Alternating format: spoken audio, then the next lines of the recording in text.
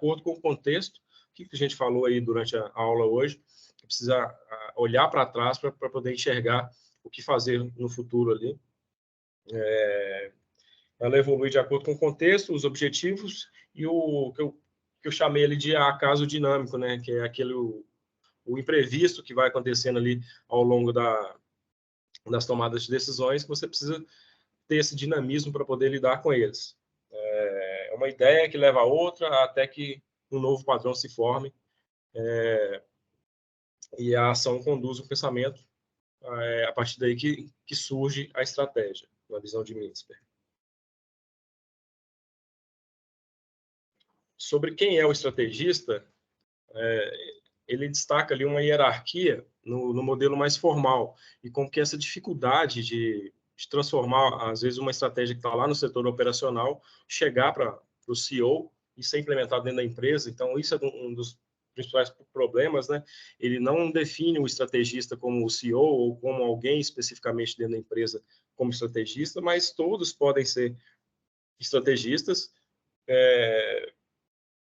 Depois ele entra ali naquela parte da estratégia do guarda-chuva e estratégia de processos, onde tem algumas definições ali para construir a estratégia em conjunto. Então, ou seja, o CEO, o gerente o operacional, eles estão em conjunto trabalhando ali para construir uma estratégia que seja eficaz, e não apenas o CEO que toma a estratégia e diz o que as pessoas têm que fazer. Claro que ele vai ter a palavra final, mas a estratégia em si ela é construída em conjunto. E ele faz um comparativo ali em relação a grandes organizações, o quanto é difícil da parte operacional criar essas estratégias e passar por 10 níveis ali até chegar nesse CEO que vai avaliar essa estratégia e decidir ou não se implementa ela. Então, isso torna um pouco burocrático e difícil de implementação dentro de grandes empresas. Ao contrário do artesão, que ele mesmo toma as suas próprias decisões ali, ele não precisa conversar com ninguém sobre as estratégias. Mas, no entanto, você tem ali problemas às vezes, a estratégia pode ser não muito bem estruturada, muito bem pensada, por ser apenas uma pessoa que está desenvolvendo ela. Vai depender muito da capacidade dessa pessoa de enxergar o ambiente e da capacidade dinâmica dela, né? Ele fala que também da estratégia não deliberada, onde a estratégia muitas vezes se desenvolve de maneira não planejada, evoluindo com o contexto e o aprendizado. Isso que a gente vem falando ao longo da nossa aula de hoje. Então, as estratégias elas podem formar-se e também serem formadas. Uma estratégia realizada pode surgir em resposta a uma situação que evolui ou pode ser criada deliberadamente, por meio de um processo de formulação seguido por implementação. Voltando aqui para estratégias não realizadas também, são alguns dos problemas que as organizações enfrentam. Às vezes, elas criam muitas estratégias, mas não realizam. E tem alguns motivos que podem explicar isso, né? Na verdade, são N motivos, mas a falta de entrosamento, a falta de estímulos dessas pessoas também, a dificuldade, como eu citei aqui agora, do operacional, conseguir levar essa estratégia para quem toma a decisão lá. Então, isso desestimula, não tem incentivo dentro da organização para que a pessoa produza pensamentos críticos e inovadores dentro da organização, falta de clareza também sobre a cultura organizacional da empresa em relação ao desenvolvimento de estratégias, as possibilidades das pessoas participarem disso, né? E não só a da gerência, e também a falta de controle em organizar todas as informações para que elas trabalhem de maneira fluida dentro da empresa. Então, alguns aspectos ali envolvem muito o gerente que é negligente, que não passa isso para a alta gestão, da parte tática ali, dos controles, são frouxos, né, essa falta de controle, e do operacional, as pessoas que não estavam comprometidas, foram algumas das coisas que o Mintzberg identificou dentro da pesquisa que ele fez para falar sobre isso. Aqui ele entra na parte de estratégia deliberada versus emergente. A deliberada é aquela estruturada, onde tem várias regras, várias ferramentas de trabalho. E a emergente, ela é mais no dia a dia, ali, na tomada de decisão de acordo com que as coisas acontecem. Então, a estratégia deliberada, ela refere-se a um processo no qual a organização estabelece intencionalmente um plano específico para atingir seus objetivos, ou seja, nesse contexto, as decisões estratégicas são tomadas de maneira proativa e consciente daquilo que está sendo proposto, envolvendo uma análise cuidadosa do ambiente externo, dos recursos externos e dos objetivos organizacionais. Enquanto a estratégia emergente, ela surge de maneira não planejada, que a gente está falando aqui, que ela vem da imprevisibilidade, ela evolui ao longo do tempo como resposta a eventos imprevistos, aprendizado organizacional e mudanças no ambiente. Ela se desenvolve à medida que a organização interage com o ambiente e aprende com as experiências, muitas vezes resultando em padrões e direções estratégicas que não foram inicialmente planejadas. Na prática, evidentemente, toda elaboração de estratégia tem dois caminhos: deliberado e emergente. Então, assim como a elaboração da estratégia puramente deliberada impede o aprendizado, aquilo que o professor falou, aí que são alguns defeitos um dos problemas da estratégia deliberada, né, puramente deliberada, a elaboração da estratégia puramente emergente impede também o controle das ações. Então, não existe uma estratégia puramente deliberada ou puramente emergente. Nenhuma organização, nem aquelas comandadas pelos antigos generais gregos lá, sabe o suficiente para poder prever tudo com antecedência, para ignorar o aprendizado no meio do caminho. E nenhuma, nem mesmo a do artesão solitário, pode ser flexível o suficiente para deixar tudo ao acaso, para desistir de todo o controle. Eu não estou vendo o tempo por causa da minha tela aqui. 16 minutos já foram. Já foram? Eu vou tentar finalizar aqui com mais 2. Ele fala, então, sobre a estratégia guarda-chuva, né, que é a gerência sênior, ela estabelece diretrizes amplas, ou seja, para produzir apenas produtos de margem com alta tecnologia de ponta ou para favorecer produtos que usam tecnologia de aderência. E deixam as diretrizes específicas, né, como definir o que serão esses produtos, para outros que estão abaixo dessa organização. Ou seja, eles têm uma estrutura, aquilo que a gente falou, não é um estrategista dentro da empresa, são todos trabalhando em conjunto ali, cada um com uma determinada função, mas com o objetivo final de construir essa estratégia dentro dela. E tem a estratégia de processos, que a gerência controla todo o processo de formação da estratégia, preocupando-se com o projeto da estrutura, o pessoal necessário, os procedimentos, etc., enquanto deixa o conteúdo real para que outras pessoas o desenvolvam. Há também a revolução estratégica, aquele longo período de mudança evolucionária e repentinamente pontuado por uma breve rodada de agitação revolucionária, na qual a organização altera rapidamente muito dos seus modelos estabelecidos.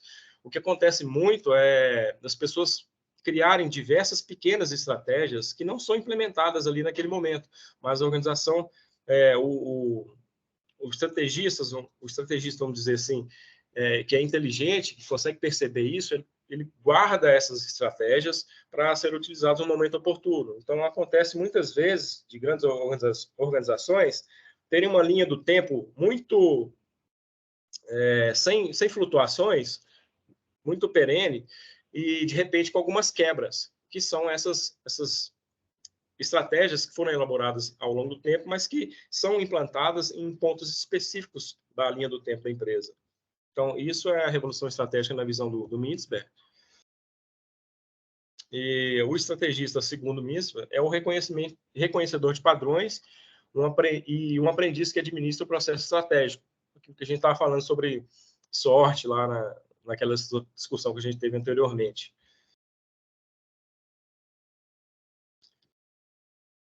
Essa parte de detectando descontinuidades pode afetar no futuro da empresa. Ou seja, não uma técnica ou programa, apenas uma mente hábil em contato com a situação.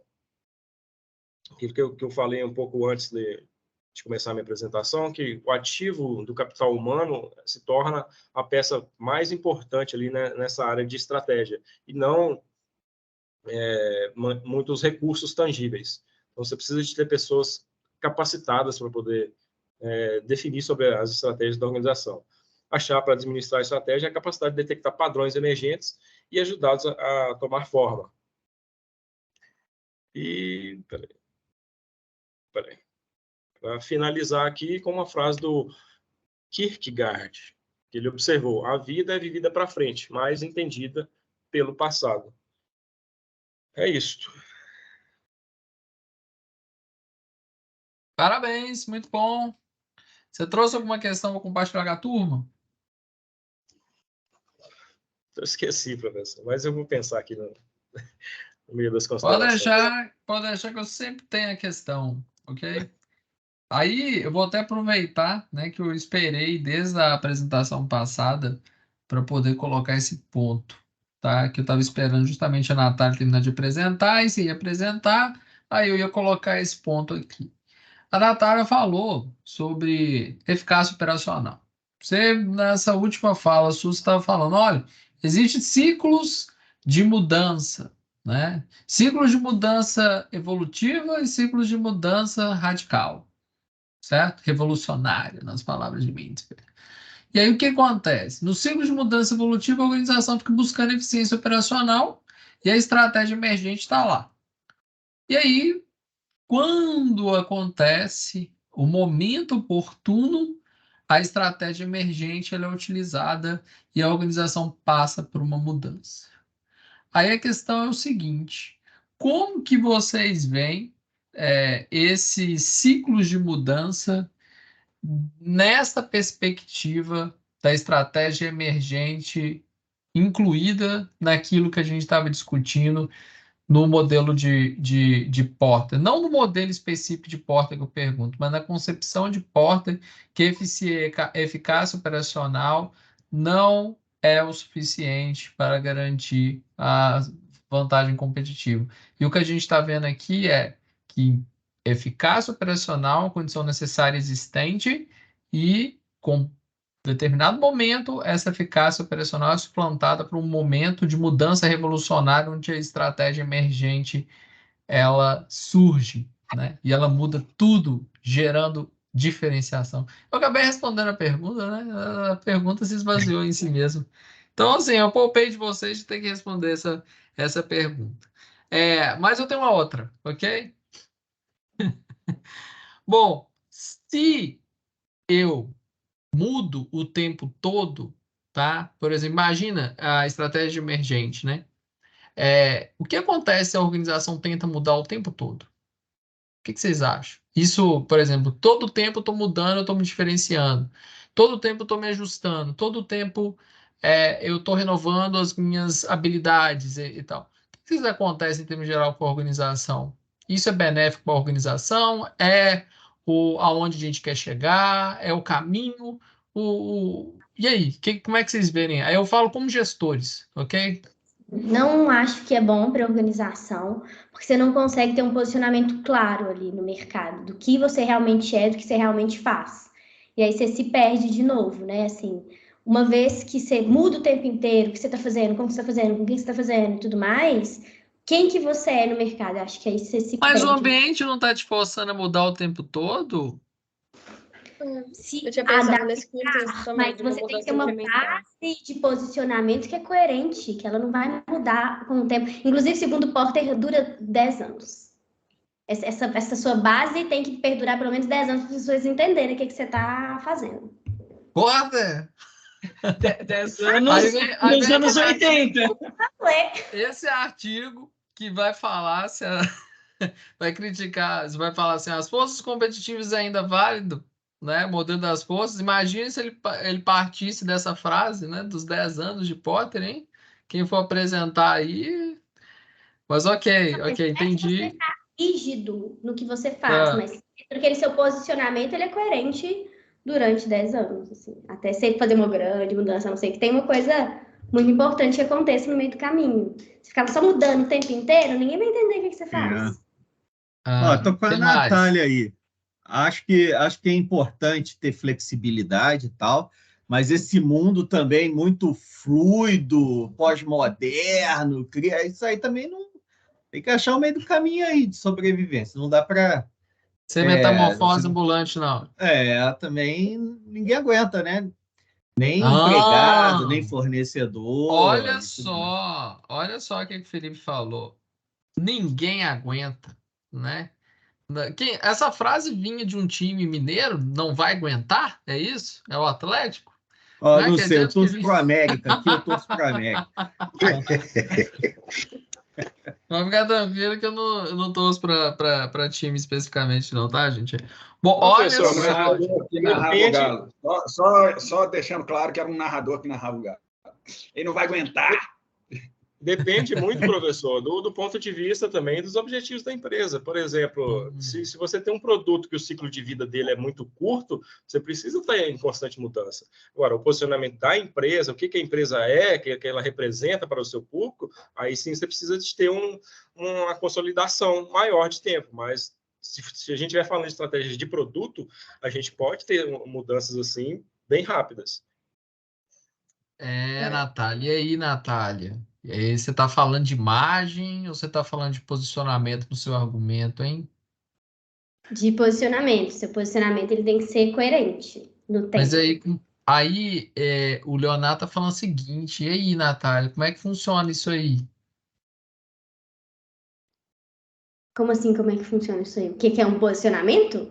Não, porque o Leonardo acabou de colocar lá um ponto. Repete aí, Leonardo. Depende do ponto de vista da organização, do objetivo dessa organização. Se ela estiver trabalhando a estratégia sobre a imagem da empresa, eu acredito sim que ela deve ter uma imagem mais duradoura. Agora, se ela estiver trabalhando uma estratégia de produto, e dependendo do produto que for, esse produto pode ter o ciclo de vida muito rápido. Então, ele precisa mudar constantemente. Dentro de um ano, ele pode mudar 5. Agora eu acho que eu entendi o ponto aqui. Porque aí seu posicionamento ele não precisa de mudar porque você está atualizando o seu produto, não. Isso eu A concordo, atualização do seu porque produto tem até pode segmentos fazer de. parte do seu posicionamento. Mas o Potter não fala que a gente tem que, se acontece alguma das mudanças das forças, dos níveis de atratividade, forças competitivas, eu não mudo o meu posicionamento? Por que que o posicionamento é fixo, então? Se ele mesmo está falando isso, ele se contradiz nesse sentido? Aí já deve se contradizer, porque no texto ele estava falando para durar 10 anos na cabeça do povo com o mesmo posicionamento. Não, A questão, só para encurtar o assunto, gente, é porque é o seguinte, a gente tem que estabelecer o que o autor está querendo dizer também em cada circunstância, tá? No modelo de porta, a todo momento eu estou me ajustando, ok? A todo momento eu estou definindo uma posição no mercado que seja relevante, de acordo com o nível de atratividade com minhas estratégias, ok? Agora, um outro ponto a gente tem que salientar é o seguinte, que como a imagem da empresa ela é reconhecida pelo cliente, é um outro conceito adjacente ao posicionamento que não está relacionado diretamente à minha posição no mercado ou naquele setor, entendeu? Então, eu tenho a posição no setor, no posição, que é de acordo com as forças competitivas, e eu tenho o posicionamento da marca, ok? O posicionamento da imagem na mente do sujeito. A gente tem que fazer uma separação. A minha pergunta foi tendenciosa nesse sentido aí. Mas o que eu queria colocar aqui, reforçar, o Felipe colocou um ponto, né? Que o Mintzberg vai trabalhar no artigo, nesse artigo aí, vai falar o seguinte, olha. É uma frase muito comum lá em Eclesiástico, a Eclesiastes. Há tempo para tudo, para todas as coisas. O que ele está querendo dizer?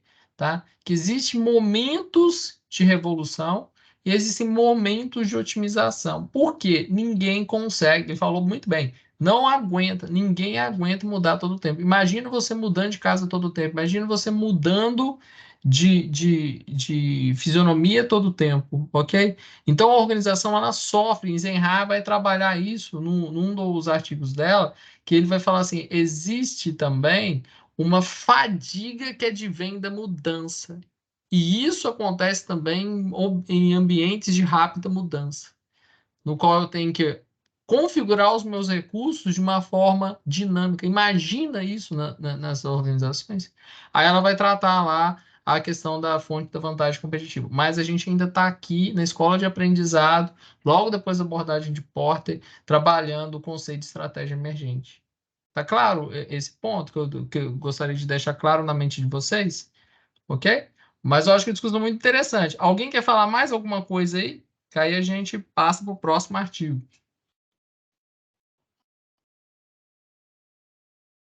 Não! Nossa, eu cortei todo mundo desse jeito. Não, vou fazer isso mais não, tá, gente? Bom, acho que vocês colocaram os pontos centrais desse artigo.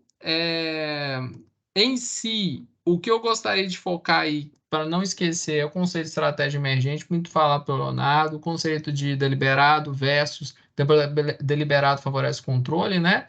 E a estratégia emergente, por si só, ela favorece o aprendizado, é um contínuo entre um nível e outro, e a gente tem que entender que a organização passa por algumas mudanças, a estratégia emergente está lá, tá? Ela não é feita só pelos planejadores ou pelos analistas, né, na corrente de posicionamento dos analistas, ou nos planejadores na corrente de planejamento, ou na mente do CEO na corrente de design, ok? Ela está na organização esperando o momento de emergir e realmente esse padrão de comportamento se institucionalizar e virar estratégia, se deliberar, ok? Eu não vou falar se deliberar, mas produzir uma outra estratégia deliberada, porque as organizações costumam falar isso. E, inclusive, a estratégia promove a própria estratégia, ela pode ser deliberadamente emergente, que é a estratégia guarda-chuva, quando eu intencionalmente promovo essa oportunidade dos membros dos níveis superiores e inferiores da organização ajustarem aquela estratégia mais geral, ok? Que eu defini, que é o guarda-chuva, e as demais estratégias vão se assentar debaixo desse guarda-chuva, totalmente alinhados, ok? Beleza, pessoal? Vamos para o próximo artigo, então?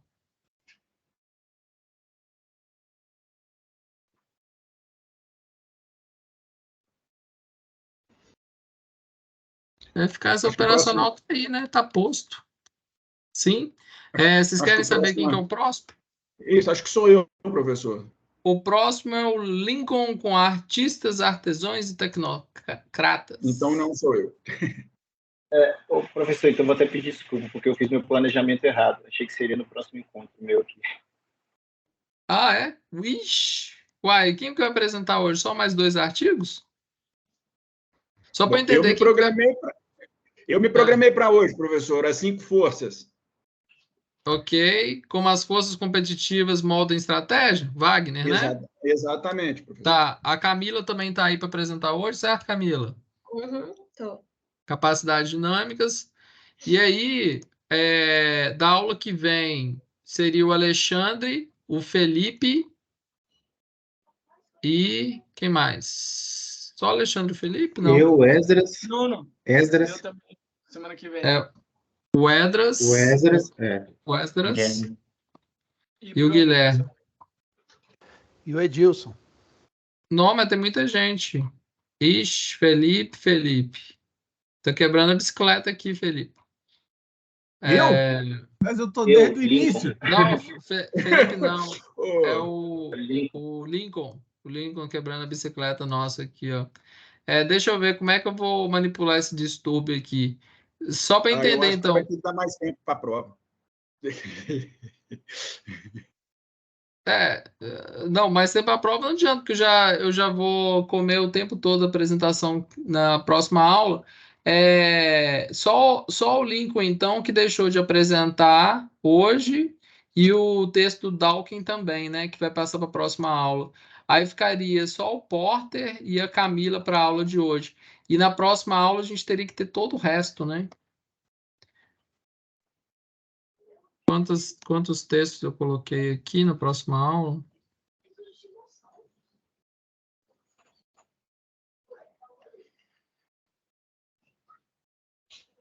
Próxima aula temos 1, 2, 3, 4. Aí teria que ser 5, 6. Beleza. Vamos fazer assim. O Lincoln, então, apresenta na próxima aula, junto com Edilson. O Lincoln é o primeiro. Depois vem o Edilson, tá, Edilson?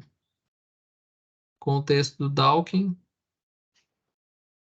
E depois a gente tem aqui os demais textos do Alexandre, do Felipe, do Guilherme e do Bruno. Ou seja, são 6 textos que vão levar 3 horas na próxima aula para poder fazer. Aí eu peço para vocês, a próxima aula, fazerem, por favor, a apresentação em 15 minutos, ok? Ok. Beleza. Ok.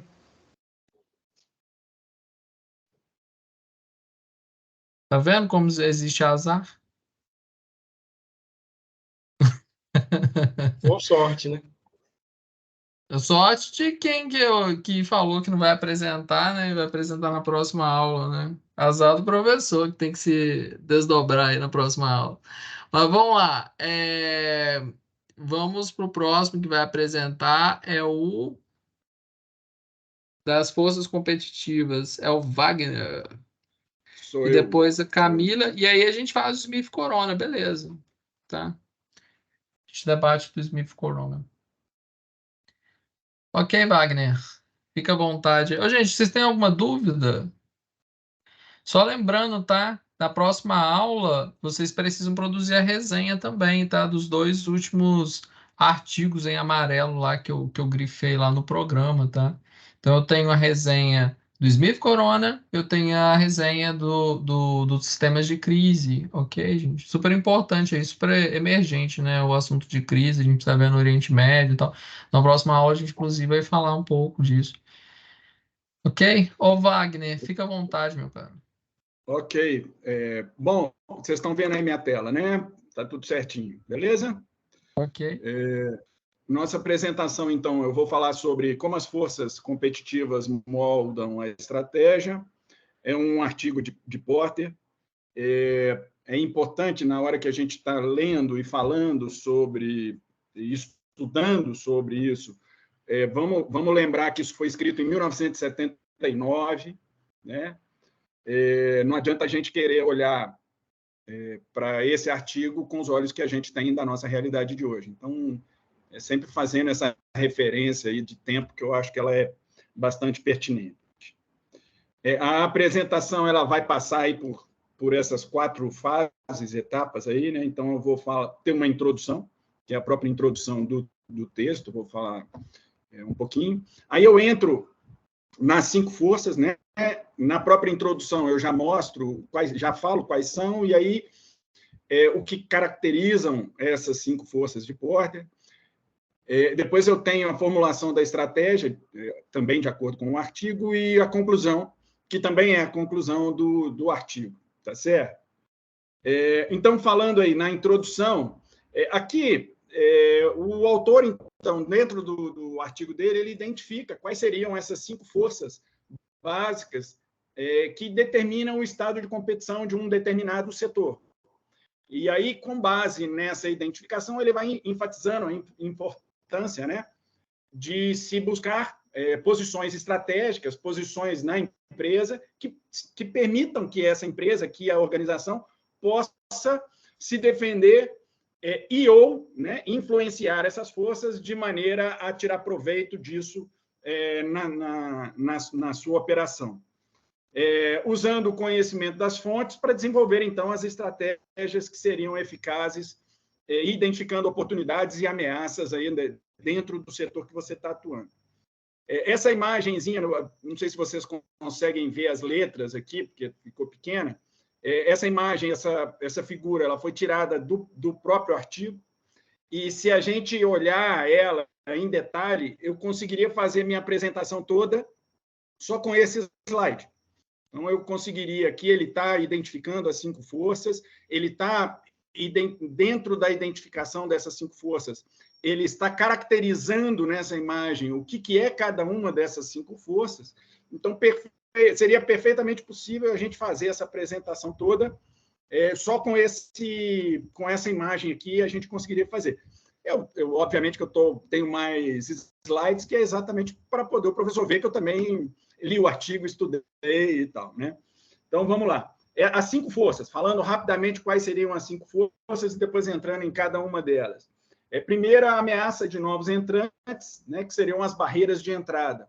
Essa força, ela avalia o quão fácil ou difícil para uma nova empresa entrar em um determinado setor, né? Então, qual o nível de dificuldade de uma empresa entrar num novo setor, num novo segmento, numa nova área de atuação. Depois a gente tem uma outra força, que é o poder de barganha dos fornecedores, então a capacidade do fornecedor, do poder do fornecedor que ele tem para negociar preço, condição de pagamento e outras condições, né, na operação. do lado do fornecedor, a gente tem a mesma coisa pelo lado do comprador, então analisa também o poder de compra do comprador, o quanto ele é forte para negociar preços, negociar qualidade, prazo de pagamento e etc, etc. Depois ele entra numa outra força, que é a ameaça de novos produtos, né? Produtos substitutos. E aí o exemplo que ele usa é bem interessante e é fácil da gente entender, que é da indústria do açúcar nos Estados Unidos, quando entrou o xarope de milho, se não me engano. E aí, assim, como que esse setor reagiu com essa ameaça de um novo produto que seria substituto do açúcar e tal. E o último ponto, que seriam os concorrentes. Então, a rivalidade entre os concorrentes que existem. Então, qual é o grau de competição entre as empresas que já estão estabelecidas no setor? Aí eu lembrei de uma frase, eu não vou ser capaz de lembrar a pessoa, eu sou péssimo com o nome, que ele fala o seguinte, assim, olha, se um dia eu ver meu concorrente se afogando, eu vou e coloco uma mangueira de água na boca dele. Então, esse nível de rivalidade é uma outra força que Porter identifica. E aí, entrando em cada um dessas 5 forças, no texto ele vai identificando características que vão moldando essa força, né? E aí vocês vão ver assim, o texto ele apresenta, esse é um fator determinante, isso é muito importante, etc. Porque, na verdade, as 5 forças, no entendimento de Porter, são sempre determinantes e são questões importantes. Então, a primeira coisa, na ameaça de novos entrantes, né? Então, como estabelecer, quais seriam as barreiras de entrada que poderiam ser estabelecidas, né? Então, ele identifica. Primeiro, a economia de escala. Seria uma possibilidade de barreira de escala, né? De barreira de entrante, desculpa.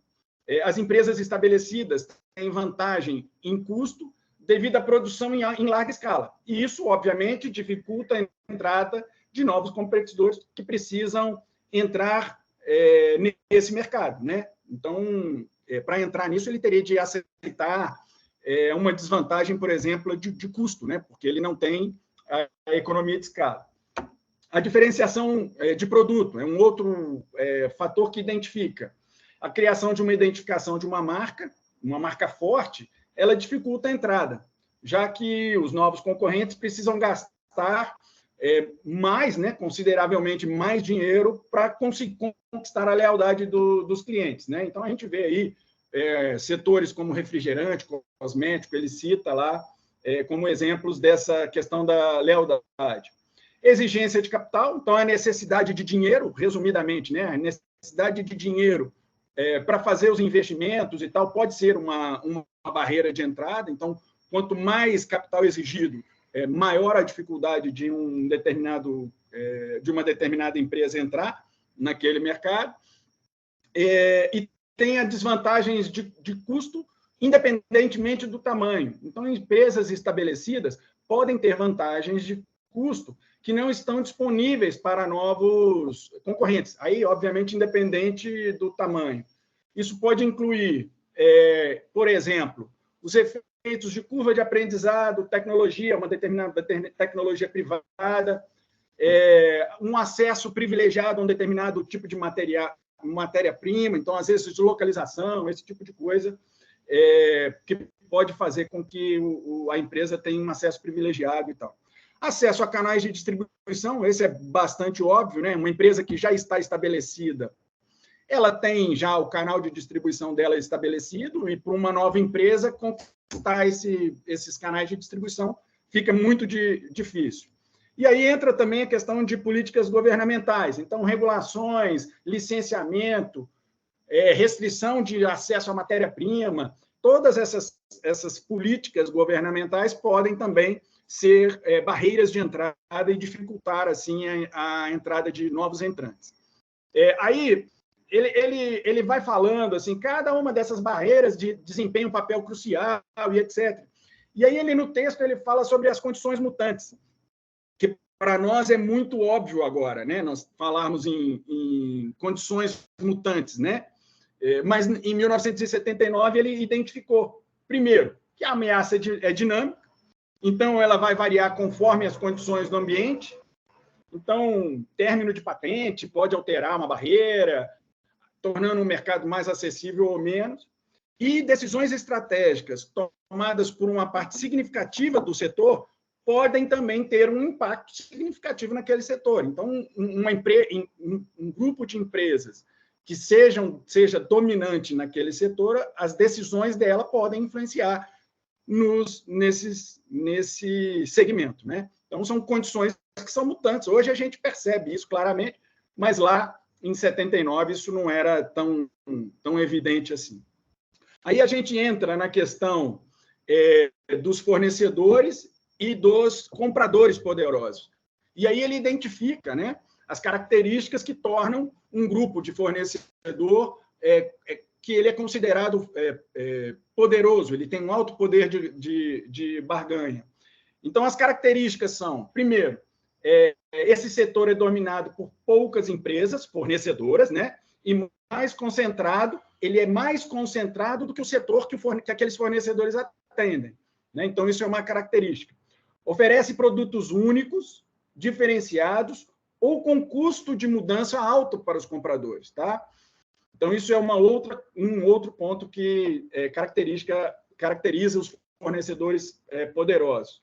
Não enfrenta competição direta significativa por parte de outros fornecedores e o setor não é um cliente crucial para o fornecedor. Isso é uma outra coisa que caracteriza, né? Que caracteriza isso. Então, há uma associação mais forte entre o destino dos fornecedores e o setor, levando os fornecedores a proteger o setor por meio de preços, pesquisa e desenvolvimento, lobby, etc., etc.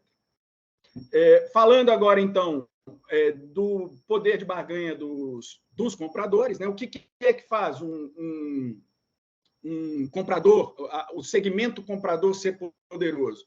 Então, ele compra em grande volume, sendo influente nos setores com custos fixos elevados. Então, a gente vê isso na questão da mineração, né? Então,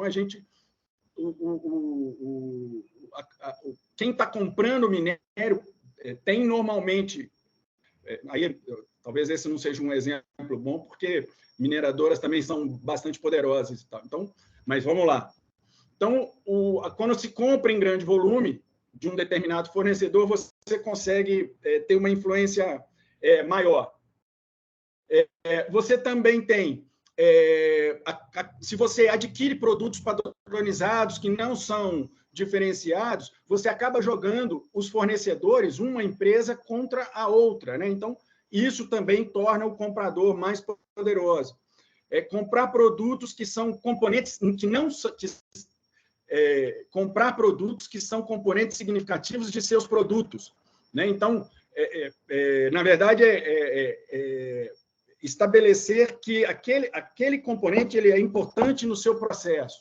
Isso é um diferencial. A compra gera lucro baixo, né? Gera um lucro baixo, então isso incentiva a redução de custo. O produto adquirido não é crucial para a qualidade. Então, o produto que você está comprando, ele não vai fazer diferença na qualidade do produto que você está fornecendo, que você está produzindo lá na frente. Isso também torna o comprador mais forte. E o produto adquirido não gera economia para o comprador. Isso é uma outra característica. Então, o que você está fazendo, aquela compra que você está fazendo, não vai te gerar um benefício financeiro. Então, isso garante o comprador mais poder de barganha, mais poder de compra. Então, dentro dessa questão aí das ações estratégicas, né? Então, como que você pode agir em relação a fornecedores e compradores mais poderosos? A decisão estratégica de uma empresa em relação aos seus fornecedores e fornecedores é um papel crucial, é isso que ele sempre destaca, né? Nas 5 forças, é sempre crucial, é sempre importante. A capacidade de vender para compradores poderosos e manter a lucratividade acima da média geralmente depende de ser um produtor de baixo custo ou de produtos únicos. Se a empresa não possui essa vantagem, vender para todos pode ser prejudicial, tornando isso mais vulnerável. Isso é uma outra coisa que ele identifica ao longo do texto. E o poder desses grupos pode mudar ao longo do tempo, devido a fatores estratégicos ou mudanças de ambiente de mercado e tal. Então, de novo, a questão das mudanças e da mutação e tal. Aí, mais uma outra força, né? Os produtos substitutos. Então, os produtos substitutos, eles estabelecem limites de preços de um setor que um setor pode cobrar, restringindo seu potencial. Vamos voltar ao exemplo lá que ele cita da questão do açúcar com o xarope. Então, esse produto substituto ele pode estar limitando o preço que está sendo colocado no mercado. Qualidade e diferenciação do produto passa a se tornar crucial para diminuir esse impacto, né, para diminuir essa força desse produto substituto. A atratividade em relação ao preço-desempenho dos substitutos influencia, obviamente, o potencial de lucro do setor. Então, a capacidade desse produto que está sendo substituto, obviamente, que vai influenciar o lucro, né? Então, aqui, ó, o exemplo está escrito aqui no meu slide. E além de limitar os lucros em tempos normais, né? Então, além de limitar na hora que está tudo funcionando a contento, também pode impactar a capacidade do setor de aproveitar períodos de alta demanda. Então, às vezes, esses produtos substitutos podem ocupar uma lacuna do espaço do mercado quando há uma alta demanda. Então, tem que ficar atento a essa questão desses produtos substitutos. Estrategicamente, os produtos substitutos que merecem mais atenção são aqueles sujeitos a melhorias em relação a preço-desempenho ou produzido em setores lucrativos, entrando rapidamente em jogo se houver desenvolvimentos que aumentem a concorrência nestes setores. Então, isso aqui está na minha colinha, aqui eu estou lendo, mas é uma característica importante dentro da estratégia. Para o próximo, a próxima força é a questão dos concorrentes, então. Então, a rivalidade entre esses concorrentes.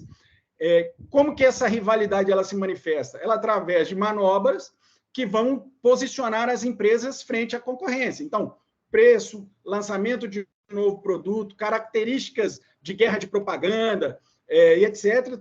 Tudo isso vai influenciar, vai caracterizar a rivalidade entre os concorrentes. Então, quais são os fatores relacionados à rivalidade intensa? Número significativo de competidores, então, um mercado que tenha um grande número de empresas competindo, muitas vezes com tamanhos e capacidade e poder, né, semelhante, incluindo a crescente presença de concorrentes estrangeiros e etc., etc. O crescimento do setor é lento, né? Isso também é uma característica de alta rivalidade dos concorrentes, resultando em batalhas intensas no que diz respeito à participação do mercado. Então, um mercado que cresce de forma mais lenta, as disputas tendem a ser mais acirradas.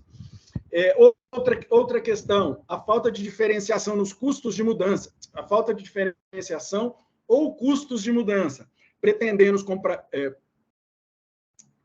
protegendo os competidores de outros concorrentes. Então, aqui é pretendendo, protegendo, né, os compradores e os competidores no surgimento de novos concorrentes. Custos fixos elevados, ainda falando sobre a rivalidade, então, custos fixos elevados e produtos perecíveis, isso também caracteriza a rivalidade, criando uma tensão para redução de preços e etc., etc. O aumento da capacidade em grandes incrementos, gerando períodos de excesso de capacidade e redução de preços. Então, quando aumenta a capacidade rapidamente, né, com grandes incrementos, isso gera uma concorrência alta. Barreiras de saída elevada, com ativos especializados e lealdade gerencial. Então, a dificuldade de saída é uma outra característica. E diferenças nas estratégias, origens e personalidades dos rivais, resultando em constantes desafios e conflitos durante o processo de competição. né? Então, isso é uma outra característica. Uma empresa pode influenciar sua posição em relação aos seus concorrentes no setor através de estratégias como a criação de custos de mudança para os compradores, aumento da diferenciação do seu produto, e etc. Essas são características que o Porter identificou aí no texto dele. Aí, entrando nessa questão aí da formulação de estratégias, né? O estrategista ele tem que, ao avaliar as forças que influenciam a concorrência no seu setor, ele deve identificar as posturas da empresa em relação a essas forças.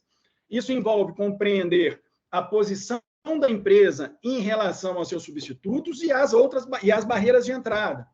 Em seguida, o estrategista pode adotar diferentes estratégias, né, diferentes abordagens. E aí é o seguinte, essas diferentes abordagens elas podem ser adotadas simultaneamente, paralelamente ou ao longo do tempo, mudando essas estratégias ao longo do tempo. Então, as estratégias, a formulação, ela pode ser baseada no posicionamento da empresa. Então, a empresa vai se adaptar ao ambiente competitivo. Ela pode também formular uma estratégia que vai influenciar o equilíbrio. Então, vai tentar estabelecer estratégias que visem modificar essas forças competitivas, ou vai desenvolver uma estratégia que vai explorar as mudanças no segmento. Então, ele vai, de repente, se antecipar a uma mudança, vai se adaptar a uma tendência, e essa adaptação vai mudar o segmento a médio e longo prazo. Então, isso é uma outra estratégia que pode ser adotada nas empresas. Chegando aí na conclusão, a conclusão do texto assim, para o texto é bastante óbvio, né? O modelo das 5 forças é uma ferramenta essencial para compreender o ambiente competitivo e desenvolver as estratégias que sejam eficazes, né? As empresas devem avaliar sempre essas 5 forças para identificar as oportunidades e ameaças. A análise deve ser um processo contínuo, pois as condições de mercado estão sempre mudando, é uma outra conclusão importante do texto. E o modelo de Porter fornece uma estrutura valiosa para uma abordagem proativa e adaptativa à competição. Então, essas são as conclusões do texto. Aí, depois o professor mandou aquele questionamento. Qual é a sua pergunta em relação ao texto? Aí, no primeiro momento, eu coloquei um ponto de interrogação em cada um desses itens, né? As conclusões do artigo são coerentes, estão alinhadas com a realidade de hoje? Aí depois eu mudei um pouquinho. Hoje de manhã, já durante a aula, eu criei um novo slide que não está nem na minha apresentação original mandada, que é uma nova pergunta, um novo questionamento. São apenas 5 forças competitivas que moldam a estratégia de uma empresa? Então, essa seria o meu questionamento em relação a esse artigo de Porter, e que eu coloco, então, a pergunta aí em discussão. Perfeito. Obrigado. Parabéns, Wagner, pela apresentação. E aí, turma, o que vocês acham? Ele trouxe a pergunta aí para vocês aí, ó, o desafio aí posto aí.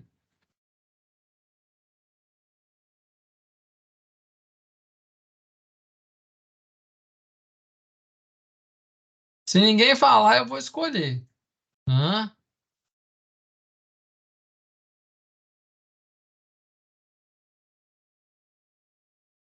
Wagner, chuta um número de 1 a 10 aí. 7. 7, deixa eu ver. Leonardo Condígio. Tá aí, Leonardo? Você já tá Desculpa, tomando Léo. cerveja. Tô aqui. Você quer sorte, hein, Léo? Acredita em sorte agora, hein? Aí, É ó, tá sorte ou vendo? azar? É sorte ou azar? É azar, que eu tinha acabado de levantar para pegar uma água ali, mas vamos lá. Pode fazer a pergunta de novo, não tem problema não. Ô, Wagner, faz a pergunta de novo para ele. A minha pergunta é: são apenas 5 forças que podem influenciar a estratégia? São apenas 5 forças? Então, quando você estava fazendo sua apresentação, eu pensei justamente sobre isso aí. Será que não tem mais forças hoje em dia para justificar isso, essa vantagem competitiva? E eu vejo que falta olhar para dentro assim dos recursos da empresa tecnológicos para poder lidar com o mercado hoje, né? Que ele evoluiu muito. Nessa época que o Porter escreveu, não tinha esse avanço tecnológico que tem hoje. Então, eu acredito que falta ali entrar uma força da área tecnológica ali, global, de atendimento em massa, de estratégias para públicos em massa. É isso que eu senti falta, assim. Eu acredito que tem essa single force, mas que está faltando alguma coisa ainda. E aí? O que mais? O que você acha aí, Lincoln? Então, eu Como estava que você entende? pensando nisso aqui, porque vou falar assim, né? Eu estou entrando na área acadêmica agora e eu venho muito do mercado. E é uma dúvida que eu sempre tive e acho legal porque eu tenho encontrado muitas respostas. Mas é o seguinte, eu acho que tem a ver com a maturidade da empresa, né? E entra um pouquinho na questão de recursos que o Leonardo falou, porque eu acredito que essas 5 forças, porque assim, tem muita empresa que fatura até um valor razoável e que não tem muita noção, não faz nada deliberado, como a gente tem falado, não sabe para onde vai, o que está fazendo e fatura um valor considerável. Então, eu acho que para algumas empresas que não têm essa base bem estruturada ainda, que está ali no acerta e erra e acerta, eu acho que essas 5 forças, elas são interessantes para quem está nascendo, por assim dizer. Para a primeira maturidade em estratégia, eu acho que ela é interessante. Mas acredito que, à medida que ela vai amadurecendo nisso, com certeza ela vai sentir necessidade de outras forças, de outras áreas, de investir nisso para poder manter, né, sua vantagem sustentável ou expandir, ou seja, qual for o objetivo da organização. E alguém mais? Camila quer falar? Camila é a próxima a apresentar. A minha internet tinha caído, eu custei a voltar aqui desesperada para apresentar. Eu acabei perdendo a última discussão, desculpa. O que acontece, pessoal? Aí, você quer responder, ô Wagner? Então, professor, eu sigo muito a linha do Leonardo aí, mas eu não sou capaz. Eu acredito que hoje existam outras forças. Eu acredito, eu não tenho, na minha percepção, eu não tenho dúvida de que existem outras forças hoje. Não sei se tecnologia é mais uma ferramenta. Não sei se isso seria a ponto de influenciar, assim, porque está meio commodity. Para mim, tecnologia, eu vendo tecnologia, mas eu acho que está muito commodity, está muito comoditizado. Mas eu acredito particularmente que existam outras forças. Como essa minha pergunta veio agora de manhã, eu também não tenho a resposta definitiva, não, professor, mas ela me criou, a pergunta surgiu na minha cabeça exatamente porque eu acho que hoje nós estamos numa situação em que outras forças podem realmente influenciar. Pois professor, complementando aqui, ele falou em relação à tecnologia ser commodity. Eu não vejo dessa forma, porque um software ele não é um bem tangível, né? Ele é intangível, então depende muito de quem está operacionalizando ali. Não adianta você ter a ferramenta, mas não saber usar.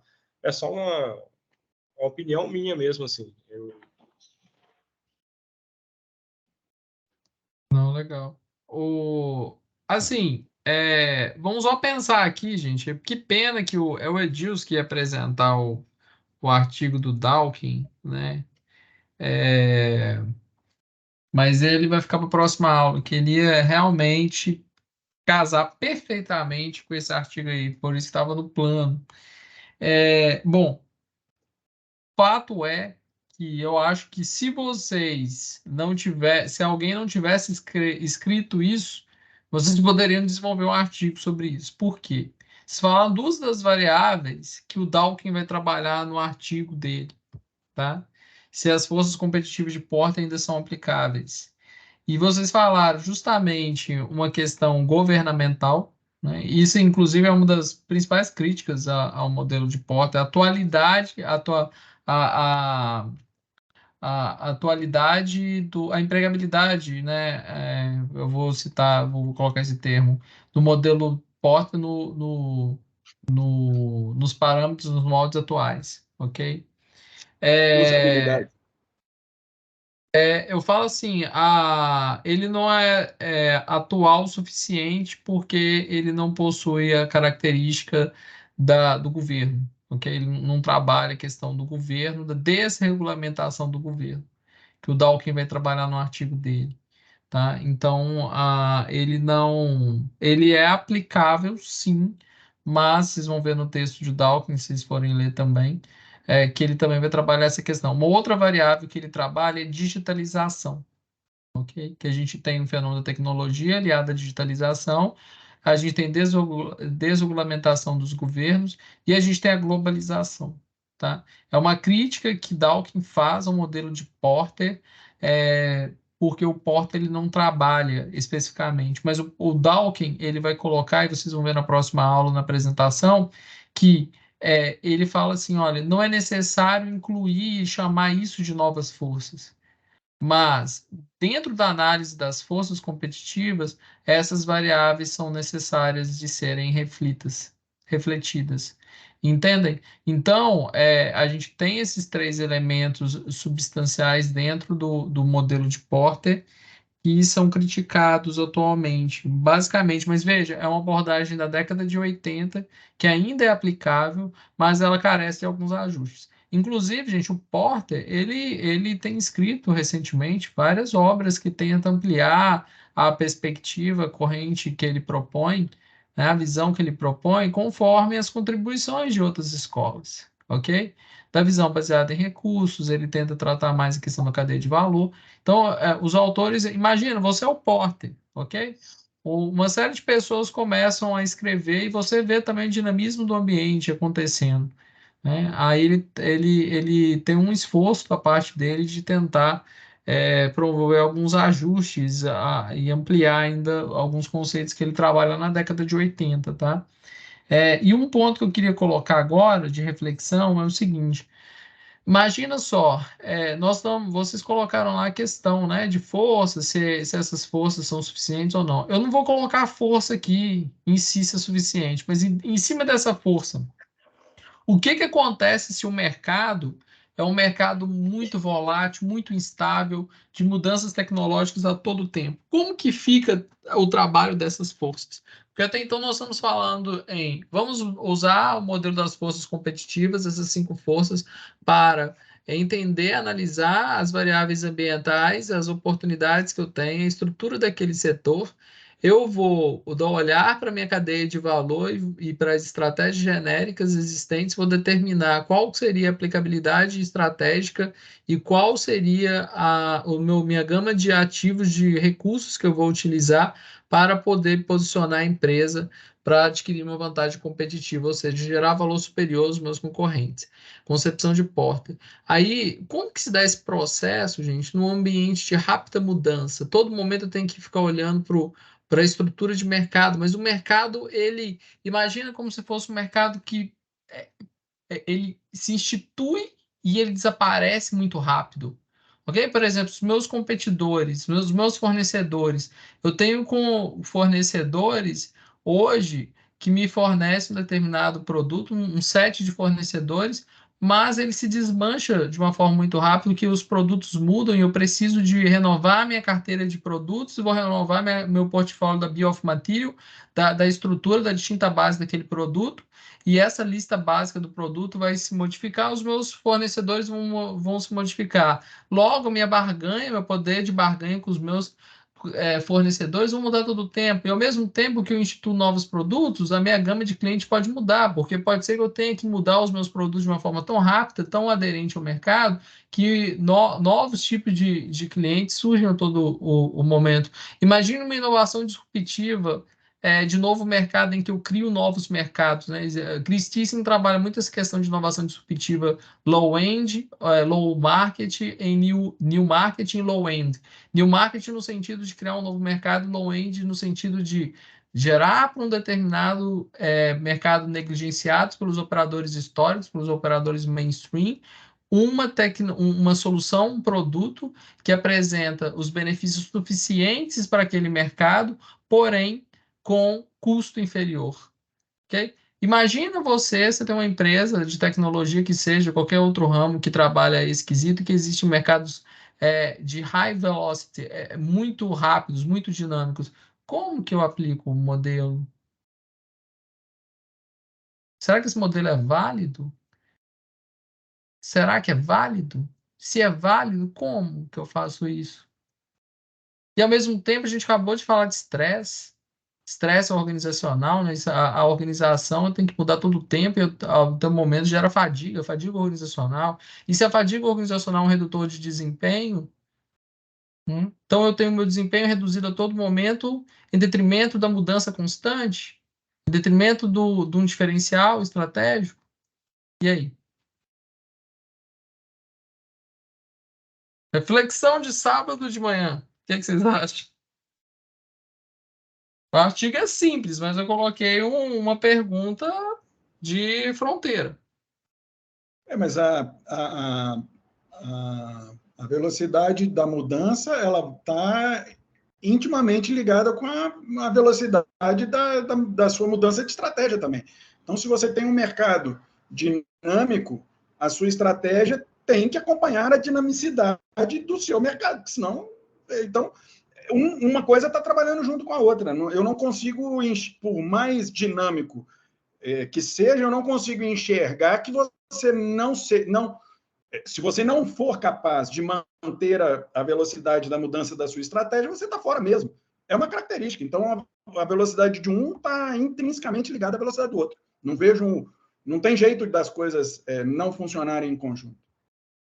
E aí, como é que eu faço nesse sentido aí? Então, eu vou ter um demérito aí de eficiência estratégica. Pensa na prática. Você é o porter e eu sou o gestor, ok? Eu sou o senhor da organização que eu preciso me adaptar usando o seu modelo, ok? E o mercado muda a todo momento eu estou olhando o seu modelinho lá e tentando me ajustar, olhando o seu modelinho e tentando me posicionar.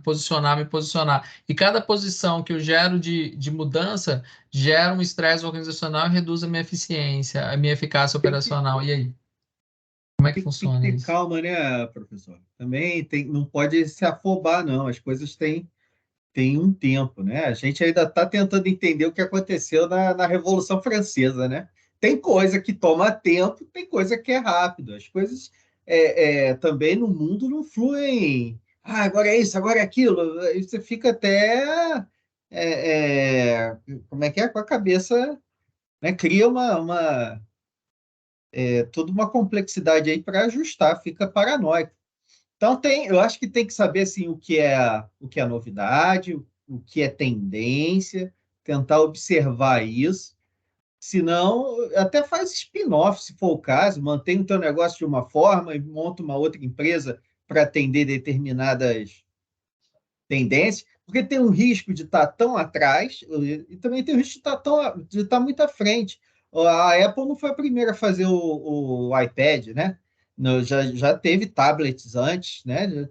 Só que não era o tempo. As coisas demoram mesmo para tomar corpo e tudo mais. Não, senão fica convulsionado. Acho que era a palavra que eu estava buscando. As coisas ficam muito convulsionadas. E se eu te falar que tem uma organização, aí eu vou colocar um ponto aqui para você poder falar. Se eu te falar que tem uma organização muito famosa, que tem um tema dela, uma frase dela assim, que somente os paranoicos sobrevivem. Eu acho que é verdade. Por pouco tempo. Só faltou isso. Porque paranoia é doença. Então. Paranoia tem que ser tratado. Se só os paranoias sobrevivem por pouco tempo. Ok. Aí o que eu coloco para vocês como reflexão, tá? A Intel tem uma frase que coloca assim, only paranoids survive, justamente por esse sentido. As mudanças, eles julgam que o ambiente é de high velocity lá, e aí quem vai trabalhar muito em encerrar, olha para vocês verem, eu estou colocando um tema de fronteira para vocês refletirem. Mercados de alta mudanças, existem alguns autores que já estão falando o seguinte, olha, eu tenho aí as abordagens, né, de Porter, eu tenho a abordagem também da visão baseada em recusa, capacidades dinâmicas, como que esse mercado de alta mudança ele se comporta em frente a essa bagagem teórica que a gente possui. Okay? Aí você está colocando um ponto interessante, que você está falando assim, opa, peraí. Na teoria, ok, o mercado é de alta velocidade, mas será que na prática ele se comporta como um mercado de alta velocidade de fato, frente às mudanças que acontecem, ou não mudou nada? A gente só está falando da mesma questão do dinamismo do ambiente, etc. Eu acho que as coisas mudam, a mudança vem, a gente não consegue nem ficar amarrado à estagnação, também nem a essa continuidade fluida. A questão dos paranoicos, e o senhor citou essa empresa, a Intel, tem uma outra empresa aqui no mercado nacional que era também obcecada, não era paranoica, era obcecada por resultados. E a gente viu recentemente o que aconteceu com ela, que foi a Americanas. Eles eram obcecados por resultado. E aí isso acaba passando por uma série de outros valores, que se você pensa, né, entender que existem comportamentos que são tóxicos, são doentios mesmo. Ok, você trabalha com startup, não é? Eu não. Eu trabalho numa mineradora centenária. Ok, seu ambiente é estável, ok? Vamos ouvir do pessoal da startup aí. Quem que trabalha com startup? Era o Leonardo ou é o Leonardo que trabalha? Não, é o Wagner. É o Wagner que trabalha isso. Vamos ver o Wagner primeiro. Não, então, mas não é. No meu caso, eu trabalho com tecnologia, mas não.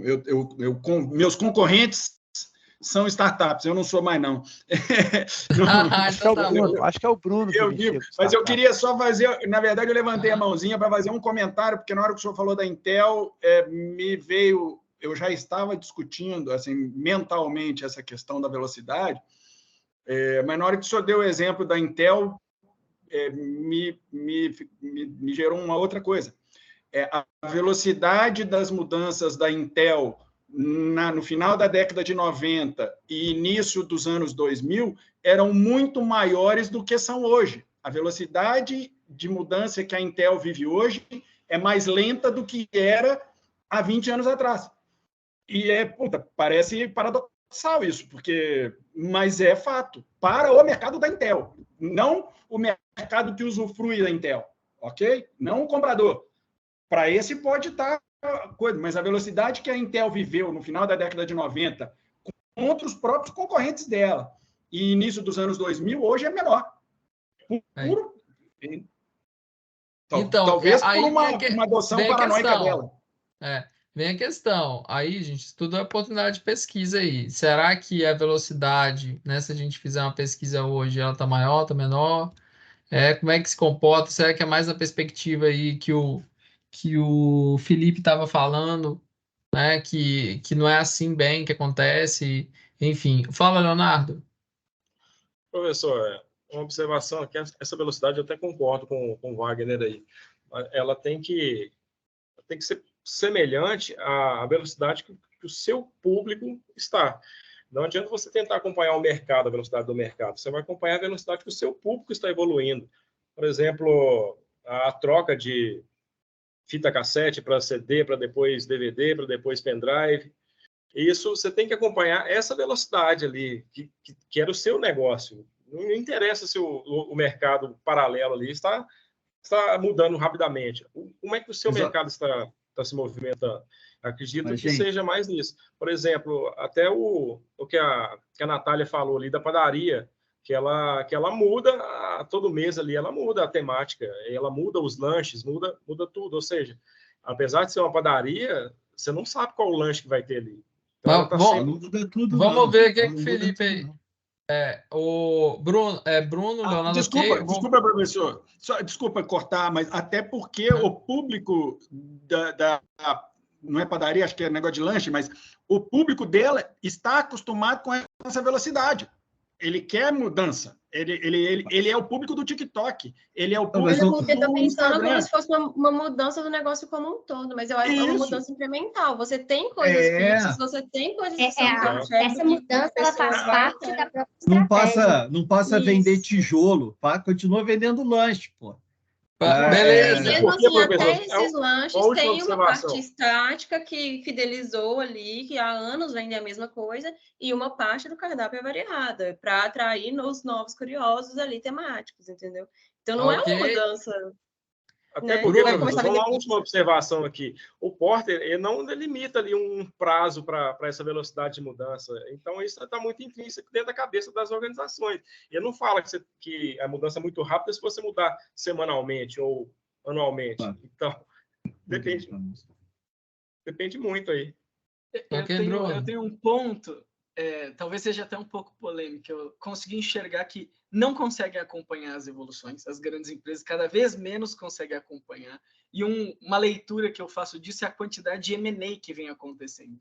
Cada vez mais as empresas se estabelecem e elas passam a comprar novas empresas que já nascem num novo modelo. Ela não fala, eu vou me reinventar, pelo menos assim, a leitura que estou fazendo bem focada de o Google, cada vez mais, ele sabe que ele precisa se estabilizar na posição, mas ele não consegue ser tão inovador ao ponto de se reinventar. Então, ele pega uma empresa pequena e compra, e introduz ela dentro da grande corporação. E isso, várias empresas. Eu vim de empresas de investimento, estou no Nubank agora.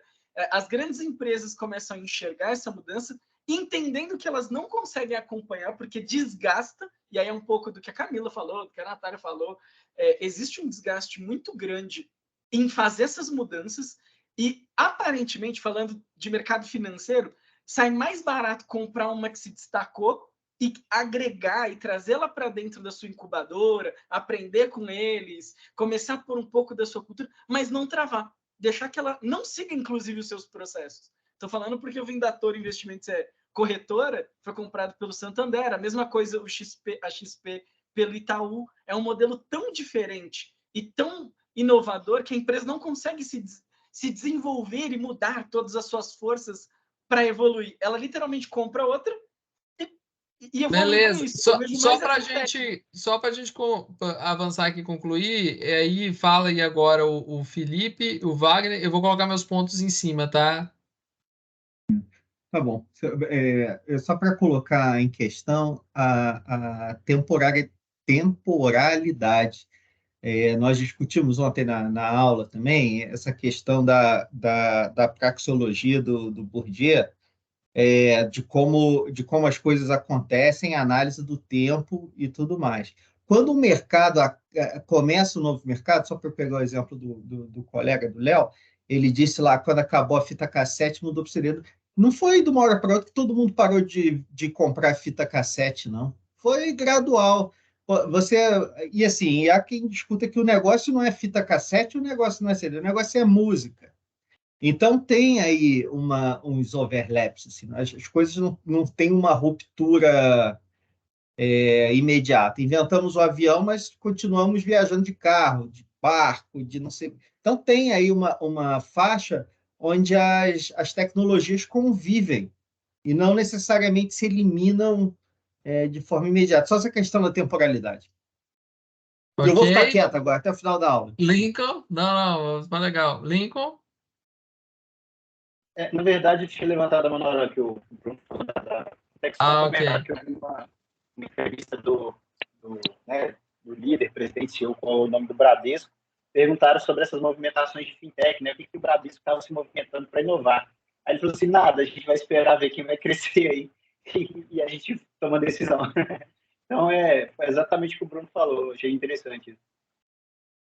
Perfeito. Pessoal, só para vocês entenderem aqui, porque eu coloquei esse ponto aqui, tá? Vocês foram vocês foram cirúrgicos num ponto muito importante aí, até Christensen, a teoria da inovação disruptiva, ele vai abordar isso aí. que acontece? A organização, quando ela está gigante, ela já está estabelecida, né, que a gente chama de operadores históricos, o que ele faz, e até sugerido para essas organizações, para enfrentar esse ambiente de inovações disruptivas? Por quê?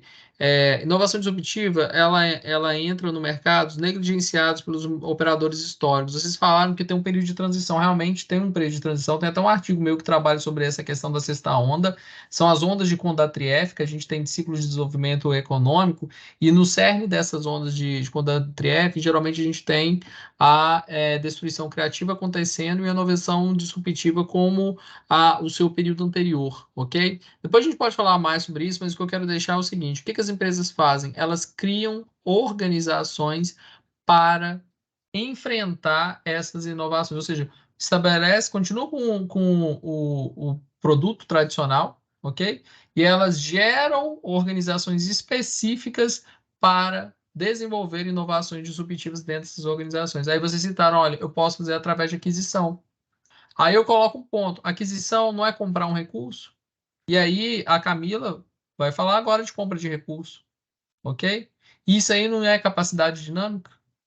Ok, então as organizações estão respondendo a um ambiente que é dinâmico, de alta velocidade, de uma determinada forma.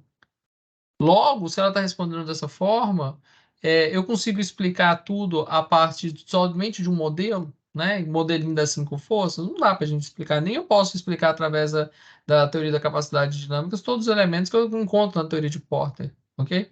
Então, é essa construção do conhecimento que é importante frisar aqui, e é a proposta aqui dessa discussão desses artigos.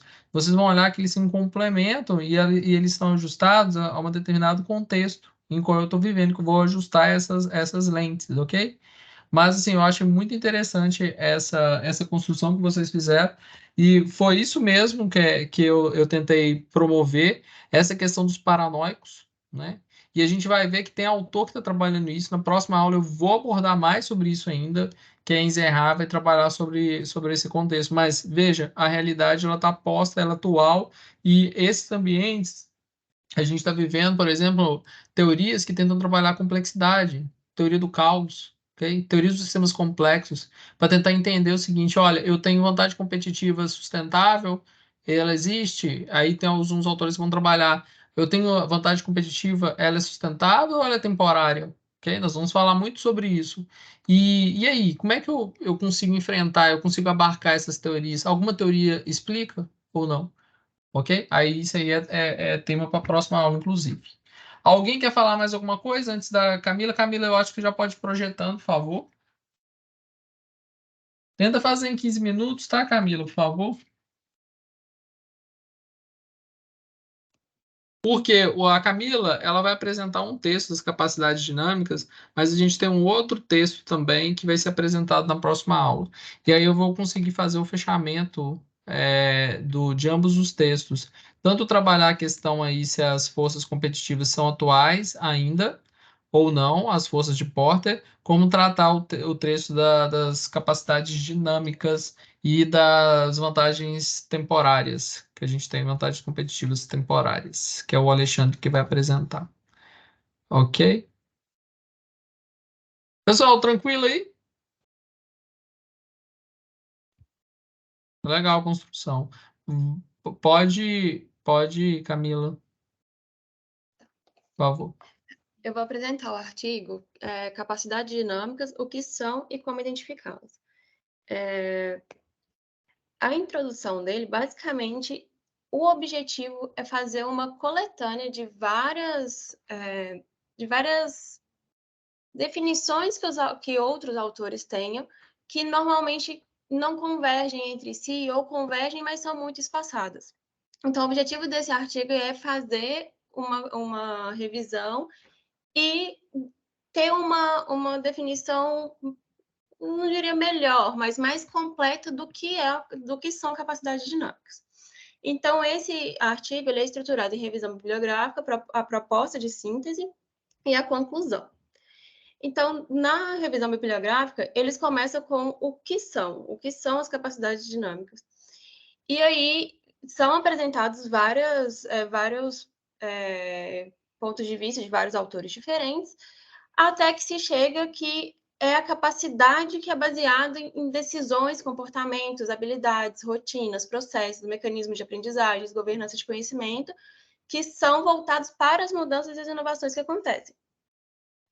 E isso durante a trajetória da organização. Então, é cumulativo. Tudo isso que vai acontecendo durante a trajetória, independente de qual é essa vertente aqui, se é por um comportamento, se é por uma habilidade, se é... Isso aqui compõe a capacidade dinâmica da organização. E aí, como que se identifica que aquela organização ela tem ou não, em qual momento houve essa capacidade? E aí, os autores, né, eles fazem ali uma revisão e vão pegando o que os autores estão falando, identificam como pontos-chave da capacidade dinâmica. Eu não vou ler tudo, tá, gente? Mas, assim, de forma geral, eles conseguiram chegar que a capacidade dinâmica, para ela ser identificada, você precisa observar como que as organizações se adaptam às mudanças e como que elas inovam relacionadas à estratégia, né? E aí, ele até cita um exemplo aqui, a forma como elas lidam, por exemplo, com novas tecnologias. Se você observar essa transição, a forma como a dinamicidade dessa organização, você consegue identificar. E além desse ponto, né, que é o que o professor vem falando, e ficou bem claro para a gente nas aulas, ele ainda coloca que é preciso analisar como a empresa aprende com as suas expectativas passadas. Isso aqui eu achei bem interessante, porque ela casa muito com o que a gente viu nas disciplinas do Baroni e do Zé Márcio, de gestão de conhecimento e transferência de conhecimento. Então, quando a gente tem essa retrospectiva de experiências passadas, isso que afeta diretamente aqui na capacidade dinâmica da organização. E aí, na construção aqui dessa referencial, são mostrados aqui algumas teorias, e aqui um desses teóricos, eles apontam aqui as etapas sobre a evolução do conhecimento. Então, ele mostra que vem através de um estímulo externo, que tem a variação generativa, que é a recombinação. Aí você tem a seleção interna, a avaliação e legitimação, a replicação do conhecimento, né? A gestão do conhecimento, a transferência, a adaptação, a retenção, né? Transforma ali em rotina, e aí mostra que fica um ciclo. E isso aqui, para quem fez a disciplina de gestão do conhecimento, é exatamente isso aqui que é passado pela Baroni. É bem legal conseguir ver essa convergência. E aí, tem um outro, né? Só um minuto. Eu acho que o seu slide está parado. Eu estou na primeira página ainda e parece que não é só para mim, não. Não, tá para todo mundo. Tá parado? Deixa eu tentar comparar. Agora mudou. Agora tá no slide revisão bibliográfica, mas até então estava no primeiro de todos. Só que eu não consegui escrever no chat, aí eu falei assim, vou seguir pelo que ela tá falando. Peraí, deixa eu compartilhar de novo.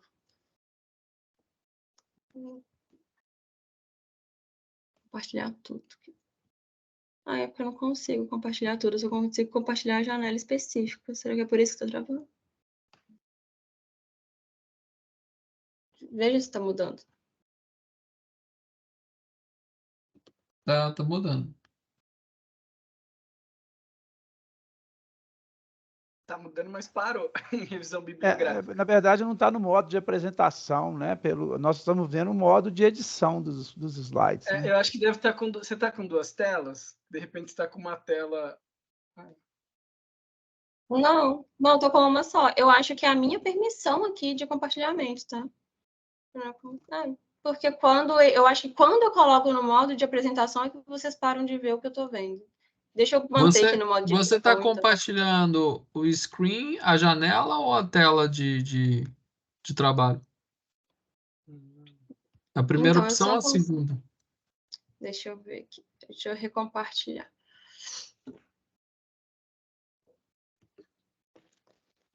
Tem a opção da esquerda e da direita. Põe na opção da esquerda.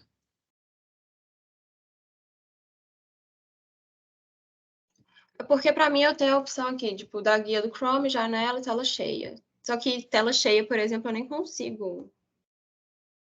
Deixa eu ver. Acho que estou sem permissão. Assim, vou dar aí minha perspectiva, mas as outras pessoas podem falar também. Eu estava vendo só o primeiro slide, mas a forma como você estava falando estava dando para pegar, porque você está explicando as coisas. Não acho que é grave, não der certo. Pode fazer assim, olha. Clica no slide que a gente tá. Agora é legal. Agora deu. Agora tá. Agora deu. Eu posso até voltar aqui só para vocês conseguirem ver. Aqui foi quando eu mencionei que ele vai fazendo uma revisão e vai pegando aqui os pontos que cada autor traz, né? Que seriam os componentes das capacidades dinâmicas. E aí, com base nisso aqui, que ele vai consolidando para fechar uma ideia. E aí, aqui é a parte que eu falei aqui sobre o ciclo do conhecimento, onde tem o estímulo externo, a variação generativa, a seleção interna, a replicação, a parte, né, de gestão do conhecimento, transferência, adaptação, a retenção, a rotinização, e aí isso aqui vira o ciclo, que foi onde eu mencionei que foi o que a gente viu isso aqui muito bem com o Baroni. Aí eu parei nessa parte, onde é exibido um modelo que mostra as relações entre aqui, ó, o dinamismo do mercado e as capacidades dinâmicas. Então, aqui a gente vê que eles têm uma relação direta. A capacidade dinâmica, ela tem uma relação direta com a estratégia da firma. A estratégia da firma, ela tem uma relação direta com o desenvolvimento de capacidades. E o desenvolvimento de capacidades tem um relacionamento direto com o desempenho da firma. E a capacidade dinâmica, ela tem um relacionamento indireto com o desenvolvimento de capacidades e com o desempenho da firma. Isso aqui, apesar de não ser o modelo mais completo, porque ele prevê uma ida, sabe? Ele não vê que pode ser cíclico esse percurso. Mas eu achei bem interessante entender esses impactos aqui, que é esse ponto de vista desse autor. E aí a gente chega na síntese, que ele pegou todos esses pontos de vista desses autores e chegou à conclusão que quando você tem desculpa, gente, eu me perdi. Porque aqui ele chegou que é necessário você compreender qual que é o conceito das capacidades dinâmicas e entender que isso aqui impacta diretamente na competitividade da empresa. Então, o resultado foi um modelo teórico para ajudar a entender esse conceito, ele pegou aqui quais são os elementos para chegar na capacidade dinâmica e quais são os indicadores para a gente perceber que essa capacidade está sendo aplicada. Então, aqui nesse modelo que eles criaram, a gente tem como componentes o comportamento e habilidade de mudanças e inovação, o processo e rotinas de busca ou inovação e mecanismos de aprendizagem e governança de conhecimento, que isso aqui seria base para se ter a capacidade dinâmica. E essa capacidade dinâmica, ela pode ser medida, né? Os indicadores podem ser vistos através de geração de ideias, introdução de rupturas no mercado, mudanças organizacionais e inovação e desenvolvimento de novos mercados. Então, essa que é a síntese que os autores conseguiram fazer após analisar todos os outros teóricos. Aqueles outros teóricos que a gente mencionou. Então, como conclusão, o artigo ele traz que as capacidades dinâmicas são fundamentais para a competitividade das empresas e identifica que os desenvolvimentos são essenciais para o sucesso a longo prazo. E aí ele aponta também a necessidade de ampliação do escopo de pesquisa para outros tipos de organizações tradicionais, organizações de base tecnológica, para conseguir comprovar essa síntese aqui. E é isso que eu consegui fazer no tempo. Mas bem rapidinho. Você trouxe alguma pergunta para a turma? Não, desculpa. Bom, uma pergunta. Um comentário, professor, esse trem de pergunta para a turma, eu acho que não tinha ficado claro para ninguém antes, viu? Só para... Eu até perguntei, porque eu vi, porque eu estava às 2h da manhã fazendo isso aqui, e aí eu vi essa mensagem. Eu acordo daquele jeito, né? Muito devagar. Tá. Eu botei a pergunta que para mim era fácil, viu, professor? Não, tranquilo, isso aqui é só para promover mesmo o debate, só tranquilamente aqui, tá? Sem no worries. Bom, oi. É o Alexandre aqui. Esse artigo que a Camila abordou aí ajuda bastante também no entendimento do caso do Smith Corona, né? Isso, não, é a base dele, né? Porque é a apresentação da teoria da capacidade dinâmica, para os fundamentos constituintes. O que acontece? Para não ocupar muito tempo, deixa eu colocar uns pontos importantes aqui, mas eu queria falar perguntar para Camila. Camila,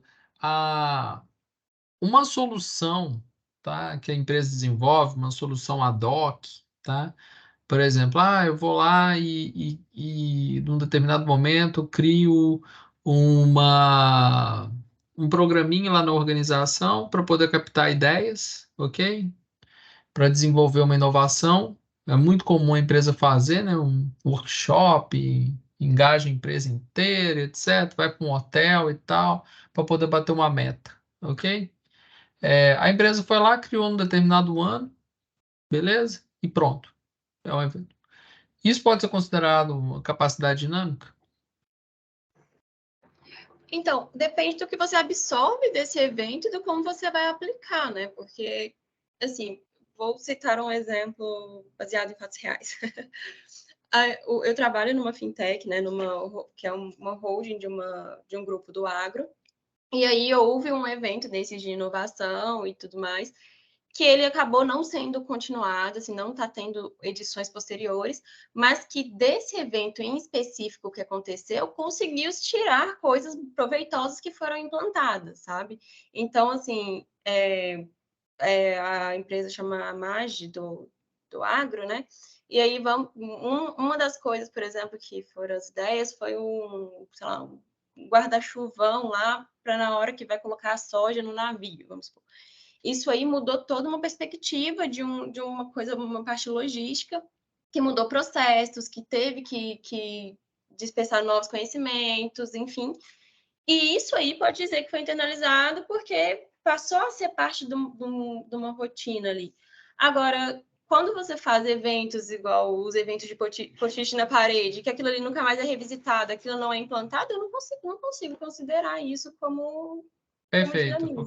Entenderam, pessoal? A Camila respondeu muito bem. Olha, você simplesmente fazer um evento na sua organização, isso não é sinal de ter capacidade dinâmica, ok? Capacidade dinâmica, ela é um padrão, ok? É um padrão que tem que ser reproduzido, tem que ter uma constância, tá? De padrão de comportamento, instituído na organização, em que você cria rotinas, processos para gerar constantemente essa reconfiguração de recursos. Ok? Quando você faz um workshop, você está buscando recursos? Você está buscando recursos, mas você precisa dessa constância na reconfiguração de recursos. E aí é a questão das capacidades dinâmicas, ok? Soluções adocráticas, ad hoc, o autor até fala, não é considerado uma capacidade dinâmica, ok? Um outro ponto aí que eu queria colocar aí também, além desses mecanismos rotineiros e tal, aí é um ponto para vocês. Eu não vou falar dormir com essa, porque eu que vou dormir, né, daqui a pouco. Vocês ainda têm um sábado inteiro pela frente. Mas para refletir durante a semana, a capacidade em si, ou seja, essas rotinas, essas formas que as organizações desenvolvem para reconfigurar os recursos, que a teoria da capacidade dinâmica ela aborda, né, e menciona que isso é gerador de fonte de vantagem competitiva. Gente, isso pode ser imitável? Isso pode ser imitado? A empresa pode imitar minha capacidade? Pode ser replicado pelo oponente? Não. O que vocês acham? Acho que não, porque a capacidade é baseada em pessoas. E pessoas, independente de você pegar pessoas exatamente com os mesmos padrões, elas nunca vão ser iguais, nunca vão apresentar os mesmos resultados. Principalmente considerando um conjunto. Pelo menos a minha opinião é que não. Tem até um contraponto com o começo da aula, né? Não só as pessoas talvez não copiem, como você mesmo não mantenha, porque a sua capacidade dinâmica talvez não seja sustentável no longo prazo. Se você não fizer o que a gente falou no início da aula, como que você mantém a sua capacidade dinâmica sustentável? Porque pode ser que você perca pessoas no meio do processo. A capacidade, existe alguma coisa sustentável, então? Exato. O que é sustentável? A capacidade dinâmica é sustentável? Os meus recursos são sustentáveis? Bugou. Uai, a gente está falando de vantagem competitiva sustentável. Porter fala vantagem competitiva se reside numa geração de desempenho superior, uma geração de valor superior dos meus concorrentes, certo? Visão baseada em recursos fala que a vantagem competitiva sustentável para a Porter se homogeneiza a longo prazo, porque seus recursos nascem heterogêneos e ficam homogêneos a longo prazo. Olha, a visão baseada em recursos vem falar assim, olha, a minha fonte de vantagem competitiva está nos meus recursos, porque eles são valiosos, são raros, são difíceis de imitar e são explorados pela organização. Esses recursos, já que eu tenho todo um fator de imitabilidade, né, imitação imperfeita, que advém da trajetória histórica, da complexidade social e da ambiguidade causal, que eu comentei na última aula, façam que esses recursos sejam imperfeitamente móveis, ou seja, difíceis de serem imitados. Ok? A teoria da capacidade dinâmica vem falar, olha, eu preciso configurar esses recursos em ambiente que muda, né? O ambiente mudou, eu preciso reconfigurar os recursos. Logo, a minha vantagem competitiva reside na capacidade que as empresas, nos skills que as empresas possuem, né? Nas habilidades que eu possuo de reconfigurar esses recursos através de rotinas, formas e tal. E aí reside a vantagem competitiva sustentável. Aí a gente está colocando aqui, mas espera aí, as vantagens, as capacidades das organizações, elas podem ser imitadas? Ela se esvai? O que acontece? Se ela se esvai, ela é sustentável? Tema para a próxima aula. Ok? Essa é igual a novela, minha aula, sabe? É um filme, assim, você fica... Uma série, né? Uma série. Você fica com gostinho de, opa, peraí, a gente tem que assistir a próxima aula para ver o que vai acontecer, né?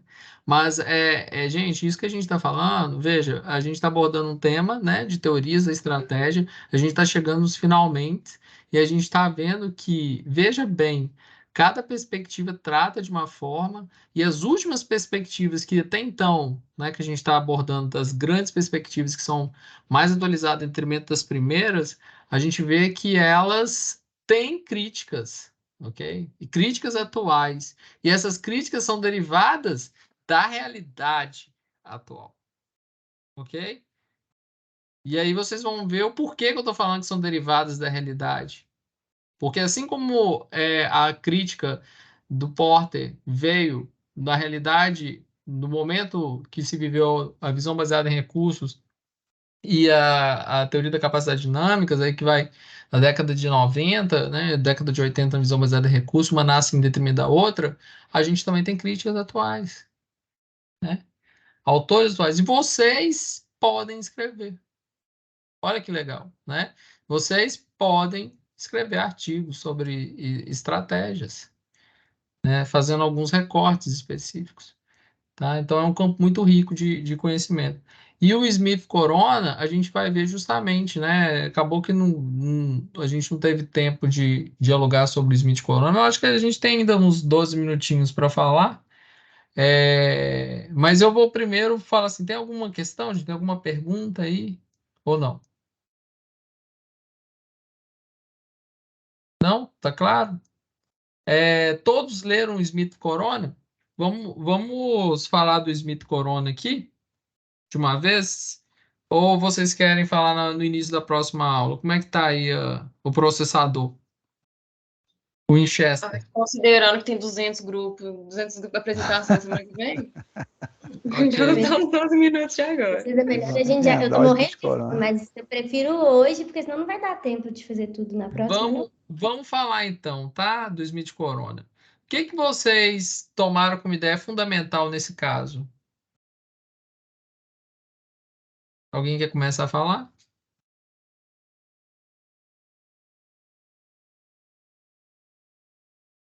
Gente, vocês leram? Vocês mandaram a resenha para mim e ninguém ia falar nada. Fala aí, Camila, você que está apresentando aí, o que você entendeu do caso? Então, a questão ali o cerne que eu peguei, eu gosto de trazer sempre para as coisas familiares para mim, sabe? E aí eu não consegui ler e não pensar tipo, em bancas de revista, por exemplo, porque quando a Smith Corona ela viu que ela ia ficar obsoleta, ela começou ali a olhar para outras coisas, artigos de escritório, enfim, blá, blá, blá, blá, e ela não conseguiu fazer com que aquilo ali fosse sustentável. E aí eu estava pensando, porque aqui em Betim, por exemplo, tem as bancas, a Nath vai saber, tem as bancas de revista tradicionais aqui. E aí eu parei para pensar como que elas conseguiram fazer isso, porque assim, as bancas de revista, apesar de chamarem assim, elas continuam nos mesmos locais, mas tem tudo, menos revista. Então, assim, eu acho que elas conseguiram se reinventar e se tornarem sustentáveis de uma forma que elas só vão trocando o que elas vendem. Então, assim, eu acho que numa proporção infinitamente menor de banca, né? Eu acho que foi um paralelo, sabe, mais palpável que eu consegui fazer de como se tornar, fazer mudanças sustentáveis, sabe? Vocês duas são de Betim? Tem mais alguém de Betim aí? Só nós duas podemos falar mal de Betim. Todo o resto tá proibido. Ah, não, eu também posso, que eu também morava em Betim antes de mudar. Nós três Então agora. eu sei, aqui ó, tudo que vocês estão falando aí, eu tô sabendo, tá? Eu sei lá da loja que você falou lá, eu já fui nela, eu sei da banca de revista que você tá falando, então não dá Em pra me frente ao tapear, PUC, que só não. vende cigarro, virou uma tabataria, a banca da PUC. Então, ó, eu vou colocar alguns pontos aqui em cima eu vou fazer perguntas aqui para vocês aqui, ó, a turma inteira. Mas é isso mesmo que você falou, tá? E a gente vai tratar a questão de fungibilidade nesse sentido aí. Daqui a pouco eu vou perguntar sobre isso. Bom, a gente viu aí que a empresa procurou fazer alguns processos de acessar recurso externo, né, galera? Alavancar recursos, né? Vocês conseguem falar uma fragilidade que a Smith Corona acabou transparecendo, né? Apresentou quando ela tentou acessar um recurso externo? Lembra que ela tentou acessar um recurso externo? A gente tem vários elementos, né, dentro da teoria das capacidades dinâmicas. Eu posso acessar recursos, né, externos, eu posso desenvolver recursos, eu posso criar recursos, eu posso alavancá-los, né, que eu desenvolver, eu posso liberá-los. Quando ela tentou acessar um recurso externo, né, o que aconteceu com ela? Eu falo assim, recurso externo é quando ela tentou fazer aquela parceria externa. Vocês lembram? Ô, Wilker, eu posso arriscar aqui. Estou um pouco inseguro ainda, aprendendo muito hoje sobre o assunto do artigo. Tranquilo, não, eu sei que vocês estão super carregados aí. Aquela assunto da parceria com a Acer. Acer, né? Parceria com a Acer. Eu entendo assim, ela fez uma parceria talvez com uma empresa que talvez não fosse tão conhecida, né, nos Estados Unidos, né, e ela não tinha na sua gama de produtos, né, os PCs, né? Então, eu acredito que o consumidor, né, o potencial cliente, ele ficou assim, Acer, mas Smith Corona não faz máquina de escrever, eletrônica e processador de texto? Que computador é esse, né? Bom, eu acho que a fragilidade aí foi justamente tentar buscar um parceiro que fosse já, não tenho certeza, né? Eu não estudei a Acer aí para poder estar afirmando isso, mas talvez a Acer não tivesse esse reconhecimento do cliente para vincular isso com a Smith Corona e ela conseguir sucesso aí nos PCs, né? Quem mais? Alguém mais aí quer participar? Eu percebi que no estudo lá, eles não identificaram que os gestores sabiam ali adequadamente, né, como que eles percebiam e compreendiam esses recursos dentro da organização. Então, talvez pode ser por isso a falha em implementar as estratégias da Smith Corona e não ter dado tão certas. Quem mais? Cri. Ninguém? Ó, o que acontece, gente? Essa situação da Acer aí, veja, ela tentou fazer uma aliança estratégica com um grande, ou com outro, né? Não vou falar grande, mas com uma outra empresa, ok? E ela, gente, quando ela tentou fazer essa aliança, ela não conseguiu, ok? Ser bem-sucedida, porque havia um desbalanceamento dos recursos, das capacidades dela de absorver a outra empresa, as capacidades, o fluxo de informação, o fluxo de recurso da outra organização. E aí, esse desbalanceamento gerado, que aí, olha que interessante, no artigo lá do Porter, lá que a Natália apresentou, gerou um desajuste, né? Um desajuste gritante ali. E aí, o que que isso parece? Vocês viram lá o Zé Márcio apresentou, com certeza, capacidade absortiva, né? A empresa, ela precisa ter capacidade absortiva, assim como vocês, por exemplo, participar dessa aula de estratégia, precisam ter capacidade absortiva. Imagina uma criança participando aqui, né? Então, a empresa, da mesma forma, ela precisa conseguir, principalmente no processo de parceria, ter condições, não é só fazer uma parceria, ok? Eu preciso analisar ainda os elementos constituintes, meu recurso, ele tem capacidade, eu vou colocar a palavra associativa, para poder executar essa parceria, essa associação. E é isso que aconteceu. Olha que interessante. Então, a gente precisa entender, e o autor coloca um termo que chama cognição. Certo? Como que eu entendo, identifico aqueles recursos que eu possuo, entendo o estágio que ele está, atribuo sentido a esses recursos para que eu possa, enfim, ok, gerar uma estratégia para desenvolver essa nova configuração de recursos que eu vou utilizar. Eu quero uma nova configuração. Eu posso alavancar, eu posso adquirir, né? Eu posso fazer de diversas formas, liberar, etc. Eu preciso entender isso. E isso implica também no sense making, que vocês veem lá na TO2 com o Wake, né? Eu acho que a Angela deve ter passado isso para vocês. Bom, entenderam esse ponto? Perguntas ou não? O outro ponto, ok? 4 minutos, está acabando. É a questão de fungibilidade da marca. Quem sabe falar o que é isso que foi tratado no artigo? Tem nada a ver com fungo. Posso arriscar também, Wilker. Pode arriscar à vontade. Quem não arrisca não petisca, né?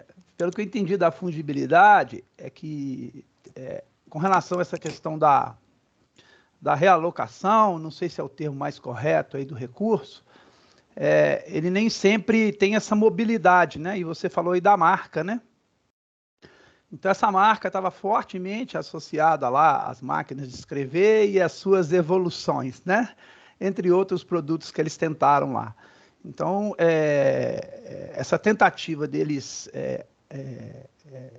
dinamizarem esse recurso internamente para poder desenvolver novos produtos, ela não, com relação à marca, né, ela não se configurou, né, ela não se concretizou como fungível, né, esse recurso relacionado à marca. Ou seja, a marca era muito vinculada àquela categoria de produtos, vamos dizer, que ela conseguiu se estabelecer no mercado. Vou arriscar só até aí. Pode falar. Acho que foi cirúrgico aí nessa explicação. Mas aí só dando uma complementada, eles tinham um posicionamento então, muito mais sobre o artefato em si, eles não conseguiam desvincular do que sobre o que eles traziam para esses clientes, né? Em nenhum momento eles conseguiram fazer essa transição. Tipo assim, a melhor forma de escrever ou de gerar um documento nunca conseguiu fazer essa transição. Sempre foi associado ao artefato per se, assim. E aí essa que foi a falta dessa fungibilidade. Quem mais? Alguém consegue dar um exemplo de fungibilidade atual, de produtos atuais?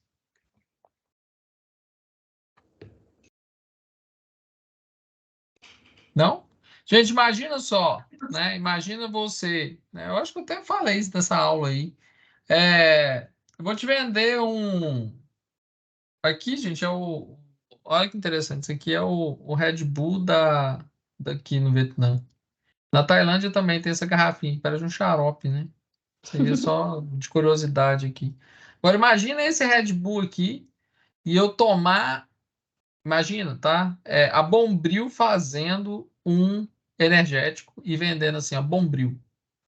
Você tomaria? Você consegue tomar um energético chamado Veja multiuso, por exemplo, entendeu? Então, assim, a marca em si, ela tem as limitações de você explorar aquela marca para outras aplicações ou qualquer outro tipo de recurso. Então, fungibilidade está associada a isso aí. E como foi muito bem dito, eles não tinham condições de utilizar a marca, os recursos da Smith Corona com outros propósitos, porque já estava muito fixado na mente do consumidor com máquina de escrever. Entendem? E isso vem da trajetória histórica da organização. Lembra que a gente falou das decisões que você toma condicionam, né, a um entrancamento para dentro e para fora. Ok? E isso limita também um outro conceito que ele coloca de exploration e exploitation. Ok? Exploration é a capacidade o nome já fala, explorar, mapear oportunidades, novas oportunidades da organização. Exploitation, de aproveitar das capacidades existentes, né? Um eu desenvolvo novas capacidades e a outra eu exploro das próprias oportunidades, capacidades existentes da organização do qual ela está associada.